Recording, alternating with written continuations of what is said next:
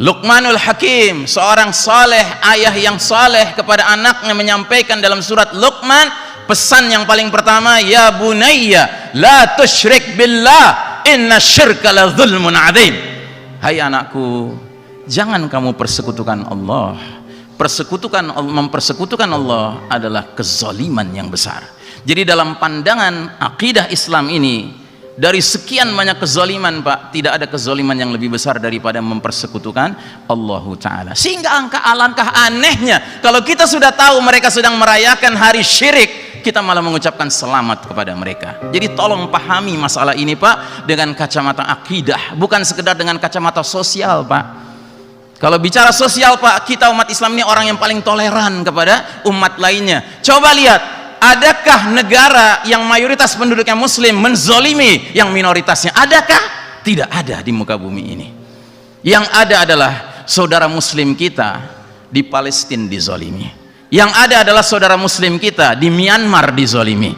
Yang ada adalah saudara muslim kita di Bosnia dizolimi. Yang ada adalah saudara kita di Xinjiang, di China dizolimi hari ini. Kenapa? Karena minoritas. Tapi pernahkah kaum muslimin mensikapi orang yang minoritas di negerinya kemudian berlaku zalim kepada yang minoritas? Tidak pernah. Tidak ada ceritanya, Pak, dalam sejarah umat Islam ini. Oleh karenanya janganlah kita memiliki inferiority complex atau defeated mentality, mentalitas kalah, di mana kita kemudian menganggap, wah, ini hari raya mereka, mari kita ucapkan selamat kepada mereka. Oh, tidak demikian. Mohon maaf, apa gunanya turun surat Al-Kafirun kalau bukan untuk kita buktikan keyakinan kita akan surat itu. Lakum dinukum waliyadin. Bagi kalian agama kalian, bagi kami agama kami. Mereka mau merayakan urusan mereka, tapi jangan ikut-ikutan kita mengucapkan selamat kepada perayaan di mana mereka melembagakan kemusyrikan. Saudara sekalian rahimakumullah, hidup kita di dunia ini adalah perjalanan panjang menghadapi ujian demi ujian. Itulah hakikat dunia ini. Karenanya ada istilah bahwa dunia ini merupakan darul ibtila, negeri tempat kita diuji, negeri tempat kita dicoba. Nah, ternyata di dalam hadis ini Nabi menegaskan, apapun ujian yang kita hadapi, apapun fitnah yang kita hadapi, tidak ada yang lebih dahsyat daripada fitnah Dajjal. Karenanya para ulama meletakkan Dajjal sebagai salah satu dari asyra ayat, 10 tanda besar kiamat. Sebagaimana kita ketahui, tanda-tanda kiamat terbagi dua. Ada tanda-tanda kecil, jumlahnya sangat banyak dan umumnya datang lebih dahulu. Dan ada tanda-tanda besar, jumlahnya terbatas, hanya 10, dan datangnya ketika kiamat sudah dekat sekali akan terjadi. Nah, salah satunya adalah khurujud Dajjal, keluarnya Dajjal. Dajjal merupakan sosok manusia yang Allah izinkan memiliki 1001 tipu muslihat. Dan Dajjal ketika sudah keluar nanti, dia akan memasuki semua kampung, semua negeri, kecuali 4 tempat tidak bisa dia masuki, yaitu kota Mekah, kota Madinah, Masjid Al-Aqsa, dan Masjid At-Tur. Tetapi semua negeri lain, kampung lain, kota lain dia akan masuki.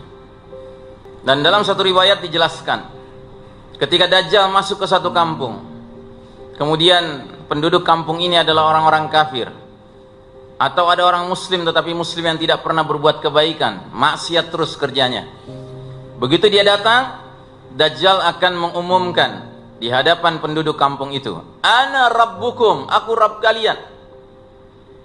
Maka penduduk ini akan segera menyambutnya, anta rabbuna, engkaulah Rabb kami. Kalau begitu tolong kami sudah kelaparan selama 3 tahun, kekeringan.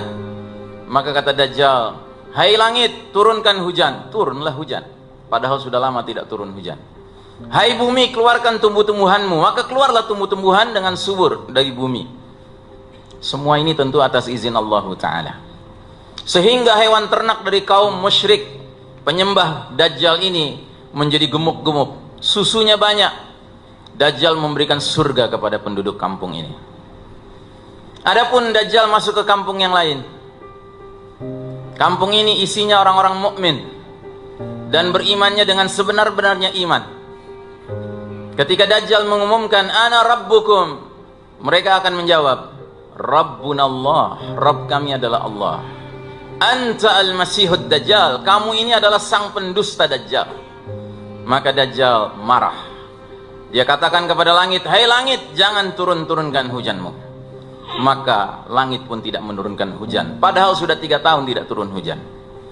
Hai bumi, jangan keluarkan tumbuh-tumbuhanmu, sehingga menjadi kering kerontang. Memang sudah lama tidak keluar tumbuh-tumbuhan dari tanah itu. Akhirnya hewan ternak orang-orang beriman ini bermatian bergelimpangan. Dajjal memberikan neraka kepada mereka. Saudaraku rahimakumullah, ini baru segelintir di antara tipu daya Dajjal. Namun dalam hadis yang lain, riwayat Imam Ahmad, suatu ketika sahabat Abu Dzar Al-Ghifari radhiyallahu an sedang berjalan berdua dengan Nabi. Tiba-tiba Nabi bersabda, la ghairud dajjal akhwafuni ala ummati. Sungguh ada selain Dajjal yang lebih kutakuti menimpa umatku. Terkejutlah Abu Dzar radhiyallahu an mendengar hadis ini, karena Abu Dzar pun mendengar hadis yang pertama, di mana Nabi mengatakan sepanjang sejarah Bani Adam tidak ada ujian lebih dahsyat daripada fitnah Dajjal. Tapi tiba-tiba Nabi di sini mengatakan sungguh ada selain Dajjal yang kukhawatirkan menimpa umat ini. Maka langsung Abu Dzar bertanya, ma hadzal ladzi ghairud Dajjal akhwafuka ala ummatika? Ya Rasulullah, apa itu selain Dajjal yang kau khawatirkan menimpa umatmu? Nabi menjawab, a'immatan mudillin. Artinya imam-imam yang menyesatkan. Jamaah sekalian rahimakumullah, para ulama mengartikan a'immatan mudillin ini dengan 2 pengertian. Pengertian yang pertama, ulama su, ulama yang buruk. Itu termasuk a'immatan mudillin, imam-imam yang menyesatkan. Sebagaimana kita ketahui, ulama terbagi 2. Ada ulama khair, ulama yang baik. Ada ulama su, ulama yang buruk. Ulama yang khair adalah ulama yang takutnya hanya kepada Allah Ta'ala. Ilmu dan amalnya kelop dengan Allah, kelop dengan kelakuannya. Sedangkan ulama su adalah ulama yang takutnya kepada selain Allah Ta'ala. Ilmu dan amalnya tidak kelop dengan Allah Ta'ala. Perilakunya juga tidak menunjukkan keilmuan yang dia katakan dia miliki. Sedangkan tafsiran yang kedua, a'immatan mudillin, adalah para penguasa yang menyesatkan. Saudaraku rahimakumullah, harus kita akui bahwa kita sekarang hidup di suatu masa di mana Dajjal belum keluar, tetapi tampaknya fenomena a'immatan mudillin hadir di tengah-tengah kita. Mau itu dalam tafsiran yang pertamakah, mau itu dengan tafsiran yang keduakah, lengkap semuanya ada. Dan memang kalau kita kaitkan apa yang sedang kita bahas ini dengan sebuah hadis mengenai ringkasan sejarah umat Islam, Nabi pernah menyampaikan ringkasan sejarah umat Islam dalam satu hadis riwayat Imam Ahmad. Umat Islam ini berawal dengan diutusnya Nabi Muhammad sallallahu alaihi wasallam. Umat Islam ini berakhir dengan fenomena angin lembut lebih lembut dari sutra berhembus dari Yaman, dalam riwayat yang lain dari Syam. Yang angin ini tugasnya mewafatkan dengan baik-baik orang-orang beriman, sampai yang imannya tinggal seberat biji zarrah, seberat biji sawi, seberat biji atom, asalkan dia beriman, diwafatkan oleh angin ini. Sehingga kata Nabi, kalau semua orang beriman sudah wafat, maka yang tersisa yang masih hidup di muka bumi ini tinggallah syirarin nas, manusia-manusia yang paling buruk, yang paling jahat, orang-orang kafir 24 karat. Mereka akan melakukan aneka kemungkaran, sampai mereka lah yang mengalami dahsyatnya peristiwa kiamat. Saudaraku rahimakumullah, Nabi pernah meringkas perjalanan umat ini dari awal beliau diutus sampai angin lembut berhembus, dan kesimpulannya ternyata dalam hadis tersebut kata Nabi, jumlah babak perjalanan umat Islam hanya 5. Dan ketahuilah, kita yang hidup di era modern sekarang ini sudah berada di babak keempat.